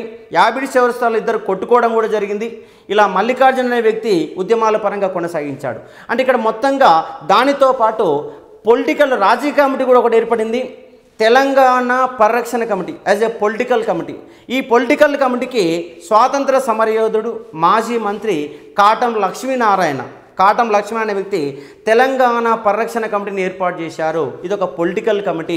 ఈ కమిటీలో సభ్యులుగా ఉన్న వాళ్ళు ఎవరంటే సలావుద్దీన్ ఓవైసీ ఎంఐఎం యొక్క నాయకుడు, ఆయనతో పాటు మనకున్నటువంటి ఈవి పద్మన ఒక కార్పొరేటరు, ఆయనతో పాటు మహాదేవ సింగ్ అనే ఒక సోషలిస్టు పార్టీ నాయకుడు, ఆయనతో పాటు ఉన్నటువంటి సంతపూర్ రాఘవరావు అనే ఒక లాయరు, ఇలాంటి సభ్యులందరితోటి తెలంగాణ పరిరక్షణ కమిటీ ఏర్పడింది. కాబట్టి హైదరాబాద్లో ఉద్యమం మొదలైంది, నిజామాబాద్లో ఉద్యమం మొదలైంది, వరంగల్లో మొదలైంది, ఖమ్మం జిల్లాలో మొదలైంది. ఇలా ఉద్యమ వ్యాప్తి అనేది కొనసాగుతున్న సందర్భంలో ఈ యొక్క రాజకీయ నాయకులు అనేవాళ్ళు పెద్ద ఎత్తున ఉద్యమాలు చేపట్టారు. ఇలా ఉద్యమాలు చేపట్టినప్పుడు ఉద్యమం అనేది ఎక్కడి వరకు వెళ్ళిపోవడానికి ఆస్కారం ఉంది. కాబట్టి మీరు ఇమ్మీడియట్గా దీనికి రాజకీయ పరిష్కారం కనుగొనండి. తెలంగాణ ప్రాంతంలో అక్రమంగా ఉద్యోగాలు పొందేవారిని సీమాంధ్రకు పంపిణీ తెలంగాణ రాజకీయ నాయకులను డిమాండ్ చేసే సందర్భంలో కాసు బ్రహ్మానందరెడ్డి ఒక ప్రత్యేక అఖిలపక్ష సమావేశాన్ని ఏర్పాటు చేశాడు జనవరి 18 సాయంత్రం. ఆ జనవరి 18 సాయంత్రం నాడు ఏర్పాటు చేసి ఎలాంటి నిర్ణయాలు తీసుకోలేదు. మళ్ళీ జనవరి 19వ తారీఖు నాడు కూడా కాసు బ్రహ్మాండ నివాసంలో 45 మంది వివిధ పార్టీలకు సంబంధించినటువంటి 45 మంది సభ్యులతోటి ఒక ప్రత్యేక సమావేశాన్ని నిర్వహించడం జరిగింది. దీన్నే ఆల్ పార్టీ మీటింగ్ అంటారు, ఆల్ పార్టీ డిబేట్ అంటారు. ఈ డిబేట్లో కొన్ని నిర్ణయాలు తీసుకున్నారు. ఆ నిర్ణయాలు ఏంటంటే తెలంగాణ ప్రాంతంలో అక్రమంగా ఉద్యోగాలు చేసినట్టు ఆంధ్ర వాళ్ళని సీమాంధ్రకు తరలించాలి. ఎప్పటిలోగా తరలించాలంటే 1969 ఫిబ్రవరి 28లోగా సీమాంధ్ర ప్రాంతాన్ని వాళ్ళందరినీ తరలించాలని చెప్పేసి దాంట్లో వాళ్ళంతా డిమాండ్ పెట్టారు. ఆ డిమాండ్ మేరకు వచ్చినటువంటి ఒక జీవో నెంబర్ 36. ఈ జీవో నెంబర్ 36 ఏం చెప్తుందంటే తెలంగాణ ప్రాంతంలో అక్రమంగా ఉద్యోగాలు పొందిన ఆంధ్రులని సీమాంధ్ర ప్రాంతానికి ఫిబ్రవరి 28లోగా పంపించాలి. పంపించినప్పుడు అక్కడ ఉద్యోగాలు ఖాళీ లేకపోతే అక్కడ అవసరమైతే సూపర్ న్యూమరీ పోస్టులను క్రియేట్ చేయాలి. ఆ ఖాళీలలో తెలంగాణ ప్రాంతంలో ఏర్పడిన ఖాళీలలో తెలంగాణ ప్రాంతం వారిని నియమించాలి. ఈ యొక్క నియమించిన తెలంగాణ ఆంధ్ర ప్రాంత ఉద్యోగులందరినీ పంపించడానికి ఒక 2 ఐఏఎస్ ఆఫీసర్లు కూడా ఏర్పాటు చేశారు. అంటే తెలంగాణ హైదరాబాదు ప్రాంత పరిధిలో ఉన్న ఉద్యోగాల సమీక్ష కోసం ఏర్పాటు చేయబడ్డ ఒక అధికారి ఐఏఎస్ ఆఫీసరు ఐజే నాయుడు. ఒక హైదరాబాద్ సికింద్రాబాద్ తప్ప మిగతా జిల్లాల ఉద్యోగుల యొక్క సమస్యలు పరిష్కరించడానికి ఏర్పాటు చేయబడ్డ ఒక అధికారి విఠలరావు అనే ఒక ఐఏఎస్ ఆఫీసర్. వీళ్ళిద్దరు ఆధ్వర్యంలో జీవో నెంబర్ 36ని అమలు చేసే బాధ్యతను వాళ్ళకి అప్పచెప్పారు. కానీ ఒకవైపు కాసు బ్రహ్మానందరెడ్డి జీవో నెంబర్ 36 జారీ చేసి మరొక వైపు సీమాంధ్ర ఎంప్లాయీస్ అందరూ కూడా పైకి ఎగదోశాడు. మీరందరూ కోర్టుకు పోండి, కోర్టు పోతే కోర్టే పరిష్కరిస్తా అని చెప్పేసి కోర్టులో కేసులు వేయించాడు. దానితో పాటు తెలంగాణ ప్రాంతానికి సంబంధించినటువంటి కొంతమంది 5 మహిళామణులు, తెలంగాణ ప్రాంతానికి సంబంధించిన 5 తెలంగాణ మహిళామణులు వాళ్ళు కోర్టులో కేసేశారు. మరి తెలంగాణ వాళ్ళు ఎందుకు వేశారు? వీళ్ళకి అనుకూలంగా ఉన్న నిర్ణయాన్ని తెలంగాణ మహిళలు వేయడం గల కారణాలు ఏమిటనేది ఇక్కడ మనం ఒకసారి ప్రశ్నిస్తే దానికి గల కారణం ఏంటంటే ఈ తెలంగాణ మహిళలు సీమాంధ్ర వారిని పెళ్లి చేసుకున్నారు. ఇలా సీమాంధ్ర వారిని పెళ్లి చేసుకున్నప్పుడు మా భర్తల్ని ఆంధ్ర ప్రాంతానికి పంపిస్తే మా సంసారాలు ఇబ్బందులు పడతాయి కాబట్టి ఆ జీవో నెంబర్ 36ని కొట్టివేయండి అని చెప్పేసి హైకోర్టులో కేసు వేశారు. కాబట్టి జీవో నెంబర్ 36 అనేది హైకోర్టు పోయింది, ఆ తర్వాత సుప్రీంకోర్టు పోయింది. ఒకసారి హైకోర్టు ఏమంటుందంటే జీవో నెంబర్ 36 కరెక్ట్ అంటుంది, మరోసారి హైకోర్టు ఏమంటుందంటే జీవో నెంబర్ 36 తప్పు అంటుంది, మరోసారి సుప్రీంకోర్టు ఏమంటుందంటే జీవో నెంబర్ 36 తప్పు అంటుంది. కానీ ఫైనల్గా 1972 అక్టోబర్ 3వ తారీఖున సుప్రీంకోర్టు అనేది ఒక తీర్పు ఇచ్చినది. ఆ తీర్పు ప్రకారం ఏంటంటే ములికీ నిబంధనలు రాజ్యాంగబద్ధమే, జీవో నెంబర్ 36 చెల్లనేరుతుంది అని సుప్రీంకోర్టు 1972 అక్టోబర్ 3వ తారీఖున ఒక తీర్పు ఇచ్చినది. ఆ తీర్పే జయాంధ్ర ఉద్యమానికి గల కారణమైంది. అందుకే మనము సిలబస్ని ఏమని పెట్టారంటే 71 వరకు కట్ చేశారు. కానీ 71 వరకు కట్ చేస్తే గందరగోళంగా ఉంటుంది. అంటే మనం 68, 69 ఉద్యమము దాని కంటిన్యూషన్, అంటే జయ తెలంగాణ ఉద్యమం యొక్క కంటిన్యూషనేమే జయాంధ్ర ఉద్యమం. దీన్ని విడదీసి చూడలేం. కాబట్టి ఆ సిలబస్ ఆ నేపథ్యంలో మనం అర్థం చేసుకుంటే స్టూడెంట్ సింపుల్గా మనకు ఎగ్జామ్లో క్వశ్చన్ ఎక్కువ చేయడానికి ఆస్కారం ఉంది. కాబట్టి ఈ విధంగా తెలంగాణ ఉద్యమం అనేది జీవో నెంబర్ 36 నేపథ్యంలో కొనసాగుతుంది. కానీ జీవో నెంబర్ 36 వచ్చిన నేపథ్యంలో ఖమ్మం జిల్లాలో ఉద్యమాన్ని మొదలుపెట్టినటువంటి కొలిశెట్టి రామదాస్ ఉద్యమాన్ని కొనసాగిస్తున్నాడు. కానీ అక్కడ జలగం వెంగళరావు అనేటటువంటి ఒక ఎమ్మెల్యే ఉన్నాడు, కొత్తగూడెం ఎమ్మెల్యే ఉన్నాడు. ఆ కొత్తగూడెం ఎమ్మెల్యే ఏం చేశాడంటే వాస్తవానికి ఈ యొక్క అన్నబత్తుల రవీంద్రనాథ్ ఉద్యమాన్ని చేపట్టడానికి జలగం వెంగళరావుకి ఎలాంటి సంబంధం లేదు. కానీ జలగం వెంగళరావు కాసు బ్రహ్మానందరెడ్డి వద్ద మార్కులు కొట్టేయడానికి, మంచి అనిపించుకోవడానికి, అంటే నేను వ్యతిరేక వర్గాన్ని నీతో పాటు నీ ధీటుగా ఉన్నానని చెప్పుకోవడం కోసము నేనే ఖమ్మం జిల్లాలో ఉద్యమాన్ని మొదలుపెట్టించినట్టుగా ప్రచారం చేసుకున్నాడు. కానీ వాస్తవానికి ఉద్యమాన్ని మొదలుపెట్టించిన ఎవరంటే కొలిశెట్టి రామదాస్ అనే వ్యక్తి. ఆయనే సంపూర్ణ బాధ్యత వహించాడు. కానీ ఆ ఉద్యమాన్ని కాసు బ్రహ్మానందరెడ్డి చేత నేనే నడిపిస్తున్నట్టు ఒక రాజకీయ వాతాన్ని క్రియేట్ చేసిన వ్యక్తులు అంటే జలగం వెంగళరావు. అలాంటి సమయంలో కాసు బ్రహ్మానందరెడ్డి జలగం గారు మీరు అక్కడ ఉద్యమాలు చేపడితే చాలా కష్టంగా ఉంటుంది, దాన్ని ఎలాగైనా మీరు దాన్ని ఉద్యమాన్ని ఆపించే బాధ్యత మీరు తీసుకోవాలని చెప్తే అప్పుడు జలగం వెంగళరావు ఆ యొక్క అన్నబత్తుల రవీంద్రనాథ్ దీక్షని విరమింపజేసే ప్రయత్నం చేశాడు. కానీ కొలిశెట్టి రామదాసు ఆ దీక్షా శిబిరం వద్దే కూర్చొని కనీసం జలగం వెంగళరావు మనుషుల్ని ఆ యొక్క దీక్షా శిబిరం వద్ద కూడా రాకుండా అడ్డుకొని తన్ని తరిమేయడం జరిగింది. కానీ ఒక రాజకీయ క్రీడ చేశారు. ఆ క్రీడ ఏంటంటే జలగం వెంగళరావు ముఖ్యమంత్రి కార్యాలయం చేత ఫోన్ చేయించి మిమ్మల్ని ముఖ్యమంత్రి గారు రమ్మంటున్నారు, మాట్లాడుతామంటున్నారని చెప్పేసి ఆయనకు ఫోన్ చేయిస్తే అప్పుడు కొలిశెట్టి రామదాసు ముఖ్యమంత్రి కార్యాలయం నుంచి ఫోన్ వచ్చినప్పుడు పోకపోతే కరెక్ట్గా ఉండదని చెప్పేసి ఆయన దీక్షా శిబిరాన్ని వదిలిపెట్టేసి హైదరాబాదు రాగానే అక్కడ జలగం వెంగళరావు కుట్రలు చేసి ఆ యొక్క దీక్షా శిబిరం మీద దాడి చేయించి అన్నబత్తుల రవీంద్రనాథ్ తండ్రిని భయపెట్టేసి మీ వాడికి ఫ్యూచర్లో ఉద్యోగం రాదు, పైగా జైలు కేసులలో ఇరుక్కుంటాడు, మీరే ఎలాగైనా ఒక దీక్షా శిబిరాన్ని క్లోజ్ చేయించాలని చేసి తండ్రిని బతిమిలాడి అన్నబత్తుల రవీంద్రనాథ్ని బెదిరించి చివరికి దీక్షా శిబిరాన్ని పోలీసుల చేత బలవంతంగా ఎత్తించే కార్యక్రమాన్ని ఏర్పాటు చేశారు. ఈ యొక్క దీక్షా శిబిరాన్ని చివరికి నిమ్మరసం ఇచ్చేసి ఆ దీక్షా శిబిరాన్ని ముగించేసిన వ్యక్తి ఎవరంటే ఉస్మానియా యూనివర్సిటీ పరిరక్షణ ఉద్యమానికి నాయకుడు, తెలంగాణ రక్షణ ఉద్యమానికి నాయకుడు వెంకటరామరెడ్డి నిమ్మరసం ఇచ్చేసి జనవరి 22వ తారీఖు నాడు ఆ దీక్షా శిబిరాన్ని ఎత్తివేయించడం జరిగినది. కానీ కాసు బ్రహ్మారెడ్డి ఏమని ఊహించాడంటే రవీంద్రనాథ్ దీక్ష అయిపోయినది, జీవో నెంబర్ విడుదల జీవో నెంబర్ 36 విడుదలైంది కాబట్టి తెలంగాణ ఉద్యమం ఆగిపోతుందని చెప్పేసి ఆయన భ్రమలో ఉన్నాడు. కానీ తెలంగాణ వాదులు మళ్ళొకసారి మోసం చేయడానికి జీవో నెంబర్ 36ని జారీ చేశారు కాబట్టి దాన్ని నమ్ముకుంటే మనకు ఫలితం లేదని ఉద్యమాన్ని మరింత ముందు తీసుకుపోయారు. ఇలాంటి కార్యక్రమాలు కొనసాగుతుండగా జనవరి 20వ తారీఖు నాడు హైదరాబాద్కు కూతవేడు దూరంలో 10 కిలోమీటర్ల దూరంలో ఉన్నటువంటి శంషాబాద్లో ఉన్నటువంటి ఉమ్దం నగర్ రైల్వే స్టేషన్లో, ఆ రైల్వే స్టేషన్ పక్కనే ఉన్నటువంటి హై స్కూల్ విద్యార్థులు స్కూల్ని బైకాట్ చేసి ఆ యొక్క ఉమ్దం నగర్ రైల్వే స్టేషన్కి నిప్పు పెట్టే ప్రయత్నం చేశారు. విద్యార్థులంతా ర్యాలీ తీస్తుంటే వెనకకెళ్ళి పోలీసులు అనేవాళ్ళు తరిమే ప్రయత్నం చేశారు. దానిలో భాగంగా విద్యార్థి రాయి తీసుకొని పోలీసుల మీదకి విసిరేస్తే ఒక పోలీస్ అధికారికి తీవ్రమైన గాయమైతే పోలీసులు కాల్పులు జరిపారు. అంటే పోలీసులు ఎవరి మీద కాల్పులు జరిపారు? 12 నుంచి 16 సంవత్సరాల వయసులోపు ఉన్నటువంటి పిల్లల మీద. అలాంటి చిన్నపిల్లల మీద కాల్పులు జరపడం అనేది ప్రజాస్వామ్య చరిత్రలో మనకి ఎక్కడ కూడా కనిపించదు, కానీ ఒక తెలంగాణ ఉద్యమంలోనే కనిపిస్తుంది. కాబట్టి తెలంగాణ ఉద్యమము 29 రాష్ట్రాలలో ఏ ఒక్క రాష్ట్రంలో కూడా ఇంత పెద్ద ఉద్యమాలు రాలేదు, ఇన్ని సంవత్సరాల పోరాటాలు జరిగింది. అందుకే భారతదేశ స్వాతంత్ర సమరానికి ఎంత చరిత్ర ఉందో తెలంగాణ ఉద్యమానికి కూడా అంతే చరిత్ర ఉంది. ఎందుకంటే 52 ఉద్యమము, 69 జై తెలంగాణ ఉద్యమము, 2000 తర్వాత జరిగినటువంటి ఉద్యమం, ఎంతోమంది అమరవీరులు, ఎన్నోసారి కాల్పులు, ఎన్నెన్నో కమిటీలు. ఒక తెలంగాణ కోసం తెలంగాణ ఉద్యమ నేపథ్యంలో దాదాపు 30 కమిటీలు వచ్చినాయంటే మనకు ఆశ్చర్యం వేయచ్చు. కాబట్టి తెలంగాణ ఉద్యమ చరిత్ర ఇది ఒక మనకు గడ్డ చరిత్ర, ఒక ఆత్మ బలిదానాల చరిత్ర, మనకు ఆత్మతోని దాన్ని చూడగలిగితే తెలంగాణ ఉద్యమాన్ని మనం ఆవిష్కరించిన వాళ్ళం అవుతాం. కాబట్టి జనవరి 20వ తారీఖు నాడు శంషాబాద్లో మొట్టమొదటి కాల్పుల సంఘటన జరిగింది. చిన్నపిల్ల మీద కాల్పుల సంఘటన జరిగింది. ఆ కాల్పులలో 6 విద్యార్థులు గాయపడ్డారు. శంషాబాద్ కాల్పులు 1969 జనవరి 20వ తారీఖున జరగగా 6 మంది విద్యార్థులు గాయపడితే వాళ్ళందరినీ ఉస్మానియా ఆసుపత్రిలో జాయిన్ చేయడం జరిగింది. దాన్ని నిరసిస్తూ నిజాం కాలేజీలో జనవరి 21వ తారీఖు నాడు ఒక సభ లాంటి నిర్వహించారు. ఒక 3000 మందితో విద్యార్థులు ఒక సమావేశం నిర్వహించారు. ఆ సమావేశంలో గోపాల్ అనే విద్యార్థి ప్రసంగిస్తుండగా ఆ యొక్క సమాచారం అందింది. ఆ సమాచారంలో ఉన్న అంశం ఏమిటంటే, నిన్న శంషాబాద్ కాల్పులలో గాయపడ్డ విద్యార్థులలో ఒక విద్యార్థి మరణించాడని, కానీ వాస్తవానికి అది కాదని తర్వాత తెల్లమనే జరిగింది.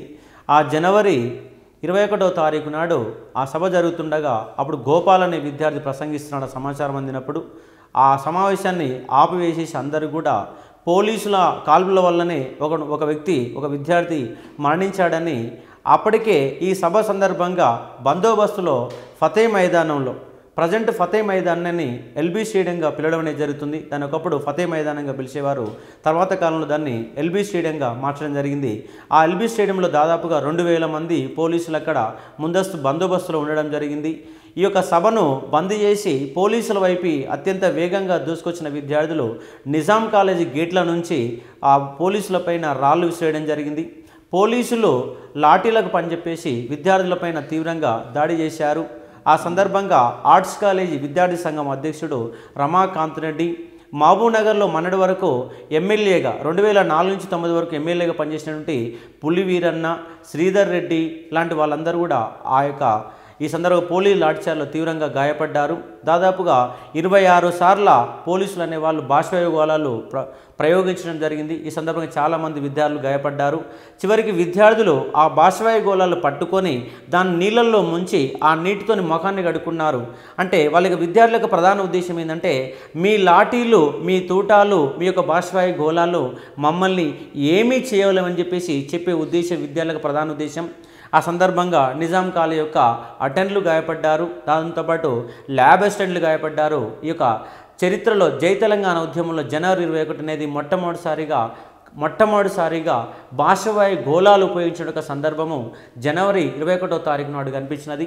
దీని తర్వాత మనకు జనవరి 24వ తారీఖు నాడు జై తెలంగాణ ఉద్యమానికి మద్దతుగా మెదక్ జిల్లా సదాశివపేటలో ర్యాలీ నిర్వహిస్తున్న విద్యార్థులపైన పోలీసులు లాఠీచార్జ్ చేశారు.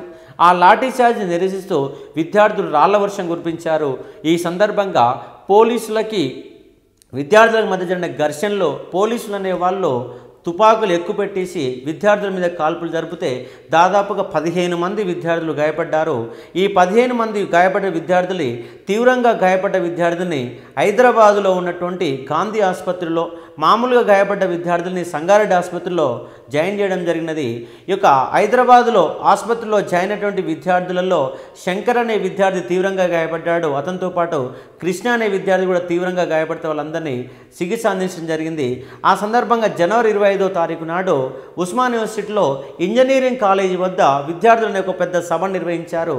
ఆ సందర్భంగా ఆ సభ నిర్వహిస్తుండగా ఉస్మాన్ యూనివర్సిటీలో చికిత్స పొందుతున్న విద్యార్థులకు రక్తం లేక చాలా తీవ్రమైన ఇబ్బందులు పడుతున్నారని చెప్పేసి విద్యార్థుల సమాచారం అందితే ఆ యొక్క సభను విద్యార్థులు అందే వాళ్ళు అప్పటికప్పటికి మధ్యలో వదిలిపెట్టేసి దాదాపు 3-4 వేల మంది విద్యార్థులు ఉస్మాన్ యూనివర్సిటీ నుంచి గాంధీ ఆసుపత్రి వరకు ఈ 4-5 కిలోమీటర్ల పాటు పరిగెడుతూ కనిపించిన వైనాలు మరి తెల్లాడి పేపర్లో చూసినటువంటి సందర్భం చూస్తే అంటే ఒక తోటి విద్యార్థి తీవ్రంగా గాయపడితే రక్తం ఇవ్వడానికి విద్యార్థి స్పందించిన తీరు అందరినీ కదిలించినది, కలిచి వేసినది. కానీ ఆ యొక్క సదాశివపేటలో కాల్పులో గాయపడినటువంటి విద్యార్థి శంకర్ అనే విద్యార్థి జనవరి 25వ తారీఖు నాడు చికిత్స పొందుతూ మరణించాడు. 69 ఉద్యమంలో మొట్టమొదటి అమరవీరుడు శంకర్ అనే విద్యార్థి. అదేవిధంగా 2009లో చివరి దశ ఉద్యమంలో మొట్టమొదటి అమరవీరుడు శ్రీకాంతాచారిది నల్గొండ జిల్లా మోత్కూరు మండలం పొడిచెడు గ్రామానికి సంబంధించిన వాడు. ఆయన పెట్రోల్ పోసుకొని ఆత్మహత్య చేసుకుంటే ఇక్కడ 69 ఉద్యమంలో పోలీసు కాల్పులలో సదాశివపేటలో గాయపడినటువంటి శంకర్ అనే విద్యార్థి మొట్టమొదటి అమరవీరుడిగా మనము గుర్తించవచ్చు. కాబట్టి మొట్టమొదటి కాల్పుల సంఘటన, శంషాబాద్ కాల్పుల సంఘటన, మొట్టమొదటి అమరవీరుడు శంకర్ అనే విద్యార్థి. కాబట్టి ఈ చిన్న చిన్న అంశాలని మనకు జతపరచండి అనే అంశం నేపథ్యంలో తేదీలు కానీ చిన్న చిన్న క్వశ్చన్లు కానీ రావడానికి ఆస్కారం ఉంది. కాబట్టి విద్యార్థుల అంశాలని గుర్తించుకోవాలి. కాబట్టి ఈయనతో పాటు గాయపడ్డ కృష్ణ అనే విద్యార్థి కూడా ఫిబ్రవరి 10వ తారీఖు నాడు మరణించాడు. అంటే జనవరి 25వ తారీఖు నాడు మరణించిన విద్యార్థి శంకర్ అనే విద్యార్థి అయితే ఫిబ్రవరి 10వ తారీఖు నాడు మరణించిన విద్యార్థి కృష్ణ అనే విద్యార్థి. వీళ్ళ యొక్క ఇద్దరు విగ్రహాలు ఇవాళ మెదక్ జిల్లాలోని సదాశివపేటలో ఇప్పటికి కూడా విగ్రహాలు అనేవి ఇప్పటికి కూడా మనకు కనిపిస్తాయి 69 యొక్క ఉద్యమ వీరుల యొక్క సందర్భంగా. కాబట్టి ఉద్యమాలు ఇలా కొనసాగుతుండగా జనవరి 27వ తారీఖు నాడు 1969 జనవరి 27వ తారీఖు నాడు నల్లగొండ జిల్లాలో ఉప సర్వేయర్గా పనిచేస్తున్నటువంటి రంగాచార్యులు అనేటటువంటి ఎంప్లాయ్ మీద కొంతమంది అర్ధరాత్రి పూట పెట్రోల్ పోసి తగలబెట్టడం జరిగింది. తగలబెట్టేసి అతను మరణించడం జరిగినది.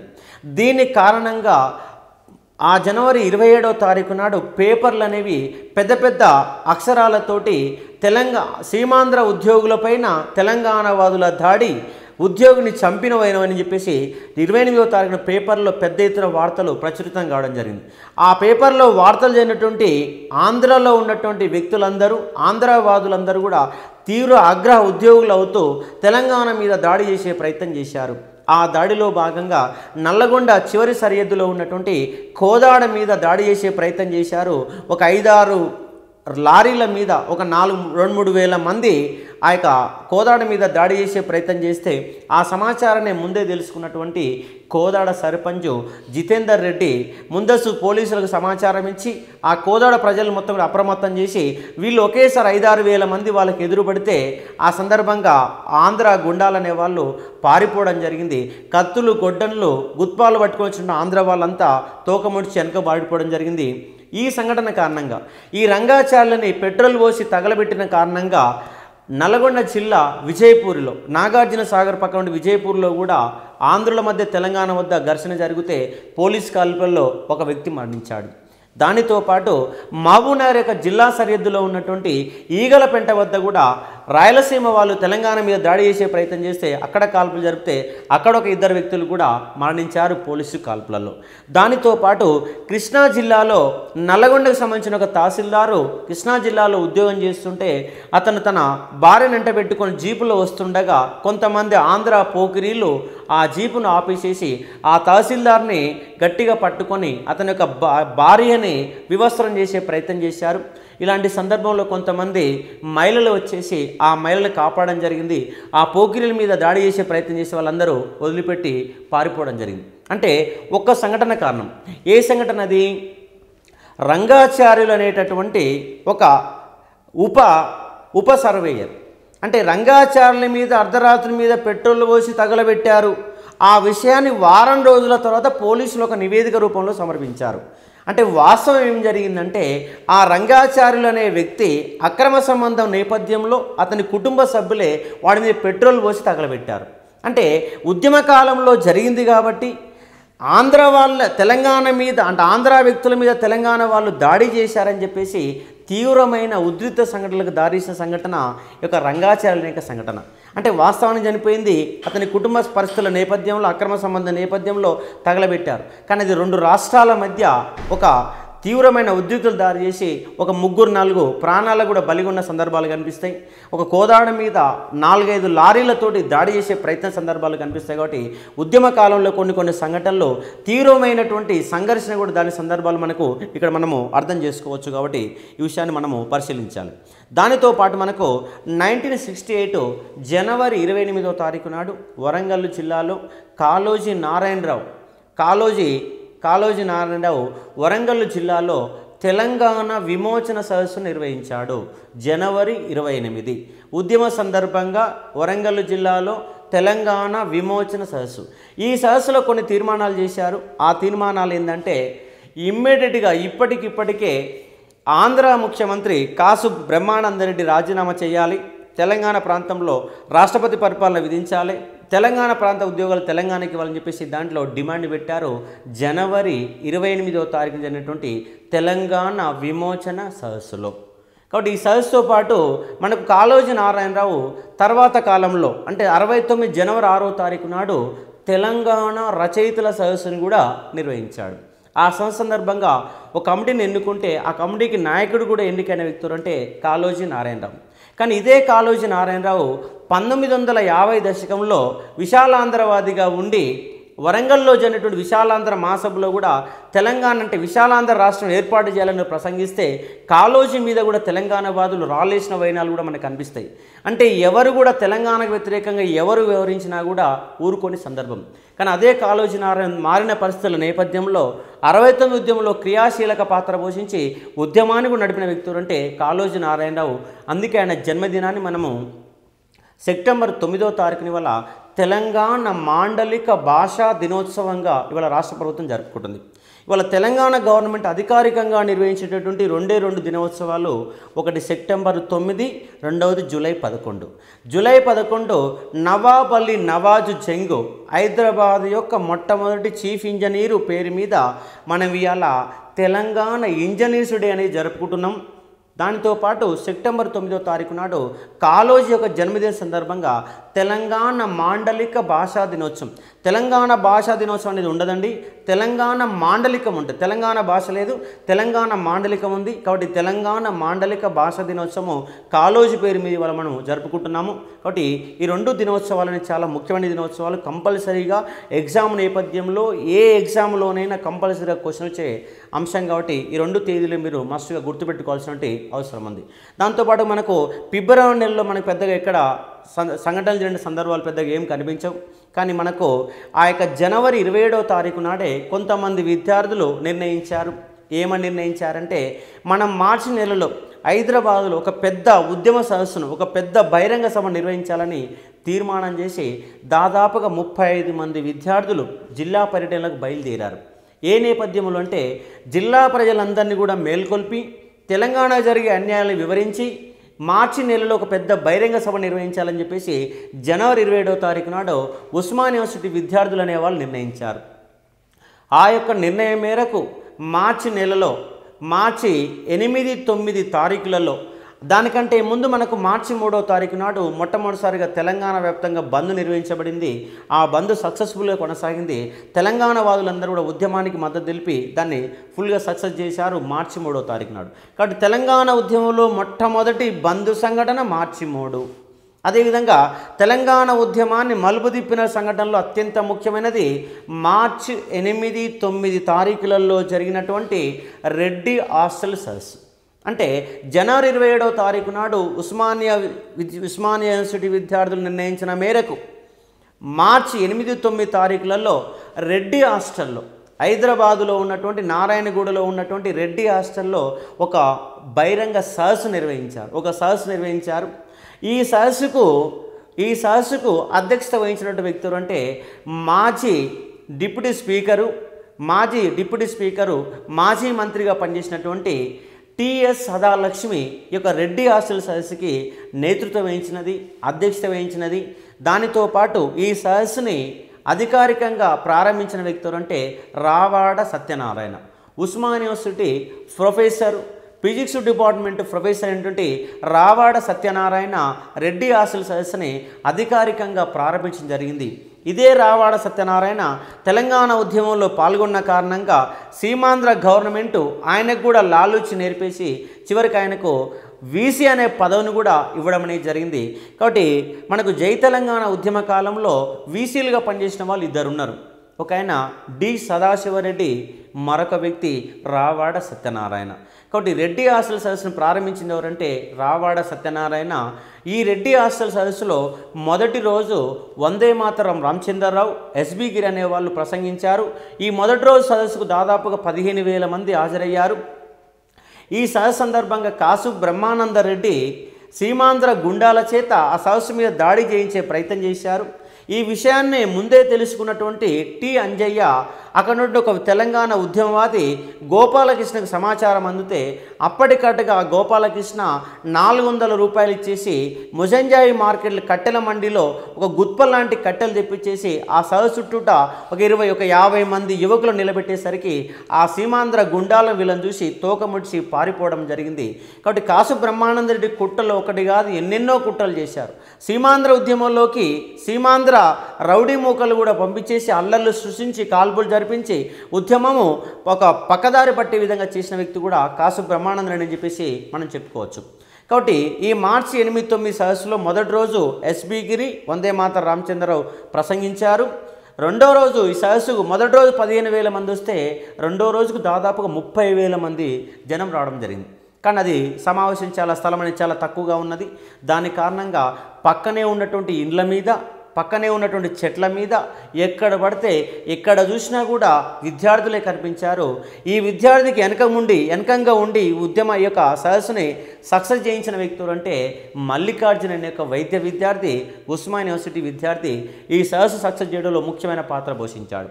ఈ రెండవ సదస్సులో ప్రసంగించిన వ్యక్తులు అంటే శ్రీధర్ రెడ్డి, మల్లికార్జును, మనకు ఉన్నటువంటి మహాదేవ్ సింగ్ లాంటి వాళ్ళు రెండో రోజు ముఖ్యమైన సమావేశంలో ప్రసంగించారు. చివరి ప్రసంగాన్ని టిఎస్ సదాలక్ష్మి చేయడం జరిగింది. కాబట్టి ఈ సదస్సు ఉద్యమ చరిత్రని మలుపు తిప్పిన ఒక సంఘటన ఈ సదస్సు. ఈ సదస్సు సందర్భంగా క్విట్ తెలంగాణ, ఇమీడియట్గా తెలంగాణని వదిలిపెట్టండి, క్విట్ తెలంగాణ. మనకు జాతీయ ఉద్యమంలో ఏ విధంగా అయితే క్విట్ ఇండియా ఉద్యమం కొనసాగిందో అదే మాదిరి ఇక్కడ శ్రీధర్ రెడ్డి అనే విద్యార్థి నాయకుడు క్విట్ తెలంగాణ అనే నినాదాన్ని ఇవ్వడం జరిగింది. కాబట్టి 69 ఉద్యమంలో ప్రముఖ పాత్ర పోషించిన విద్యార్థి నాయకులలో శ్రీధర్ రెడ్డి కూడా ఒక విద్యార్థి నాయకుడు, మల్లికార్జున అనే విద్యార్థి నాయకుడు, దాంతోపాటు మరికొంతమంది విద్యార్థులు ముఖ్యమైన వాళ్ళు మనకు కనిపిస్తారు. కాబట్టి శ్రీధర్ రెడ్డి చాలా ముఖ్యమైన వ్యక్తి. మనకు జూన్ 2, 3, 4 తారీఖులో జరిగినటువంటి ఉద్యమాలలో పార్టిసిపేట్ చేశాడు. పోటీ తెలంగాణ ప్రజాసమితిని స్థాపించాడు. కాబట్టి ముఖ్యమైన పాత్ర పోషించిన వ్యక్తి శ్రీధర్ రెడ్డి. తర్వాత కాలంలో కాంగ్రెస్ గవర్నమెంట్లో ఎమ్మెల్సీ కూడా పనిచేశాడు. కాబట్టి మీరు అతని ఇటీవల కాలంలో ఫోటో చూస్తే మీరు గుర్తుపట్టవచ్చు. కాబట్టి 69 ఉద్యమ కాలంలో ఒక విద్యార్థి నాయకుడిగా పార్టిసిపేట్ చేసిన శ్రీధర్ రెడ్డి ఆయన ఇచ్చిన నినాదం ఏంటంటే క్విట్ తెలంగాణ యొక్క నినాదాన్ని ఇచ్చాడు. ఈ సమావేశ సందర్భంగా మొట్టమొదటిసారిగా తెలంగాణ చిత్రపటాన్ని తయారు చేసి ఈ సదస్సులో రెడ్డి హాస్టల్ సదస్సులో దాన్ని ఆవిష్కరించారు. ఈ రెడ్డి హాస్టల్ సదస్సులో ఆవిష్కరించిన సందర్భంగా మనకు మొట్టమొదటిసారిగా తెలంగాణ చిత్రపటం. మరి 69 నాటికి తెలంగాణ రాష్ట్రంలో, తెలంగాణ ప్రాంతంలో ఎన్ని జిల్లాలు ఉన్నాయి అంటే 9 జిల్లాలు ఉన్నాయి. అంటే మనకు మొత్తం ఇవాళ ఆంధ్రప్రదేశ్ రాష్ట్రం ఉన్నప్పుడు కంబైన్డ్గా ఆంధ్రప్రదేశ్ రాష్ట్రంలో 23 జిల్లాలు ఉండేది. దానిలో భాగంగా మనకు మొట్టమొదటిసారిగా 1953 అక్టోబర్ 1వ తారీఖు నాడు ఏర్పడిన జిల్లా ఖమ్మం జిల్లా. 1970లో ఏర్పడిన జిల్లా ప్రకాశం జిల్లా. 1978లో ఏర్పడిన జిల్లా రంగారెడ్డి జిల్లా. 1979లో ఏర్పడిన జిల్లా విజయనగరం జిల్లా. కాబట్టి తర్వాత కాలంలో ఏర్పడిన జిల్లాల పరిధిలోకి మనం చూస్తే ఖమ్మం జిల్లా 53, అదేవిధంగా ప్రకాశం జిల్లా 70, 78లో రంగారెడ్డి జిల్లా, అలాగే 79లో విజయనగరం జిల్లా. ఈ 4 జిల్లాలను గుర్తుపెట్టుకోవాలి. మనకు హైదరాబాదు రాష్ట్రంలో ఉన్న జిల్లాల సంఖ్య 16, ఆంధ్ర రాష్ట్రంలో ఉన్న జిల్లాల సంఖ్య 11. అంటే సీమాంధ్రలో అంటే ఆంధ్ర ప్రాంతంలో 7 జిల్లాలు, రాయలసీమలో 4 జిల్లాలు, మొత్తం కలిపితే ఆంధ్ర రాష్ట్రంలో 11 జిల్లాలు ఉన్నాయి. అదేవిధంగా హైదరాబాద్ రాష్ట్రంలో 16 జిల్లాలు ఉన్నాయి. అంటే మహారాష్ట్రలో 5 జిల్లాలు, కర్ణాటకలో 3 జిల్లాలు, తెలంగాణలో 8 జిల్లాలు. హైదరాబాద్ రాష్ట్రంలో ఉన్న జిల్లాల సంఖ్య 16. ఆంధ్రప్రదేశ్ రాష్ట్రం ఏర్పడినప్పుడు 1956లో ఆంధ్రప్రదేశ్ రాష్ట్రం ఏర్పడినప్పుడు జిల్లాల సంఖ్య 20 జిల్లాలు. ఆ తర్వాత మనకి ఈ 3 జిల్లాలు అంటే ప్రకాశము, రంగారెడ్డి, విజయనగరం 3 జిల్లాలను కలిపితే 23 జిల్లాలైనవి. మనకు 2014లో సీమాంధ్ర ప్రాంతం 13 జిల్లాలతో ఆంధ్రప్రదేశ్ ఏర్పడింది, 10 జిల్లాలతో ఒక తెలంగాణ ఏర్పడింది. కాబట్టి ఈ జిల్లాల నేపథ్యంలో కూడా క్వశ్చన్ రావడానికి ఆస్కారం ఉంది. కాబట్టి ఇవి మనము గుర్తుంచుకునే ఒక ప్రయత్నం అనేది చేయాలి.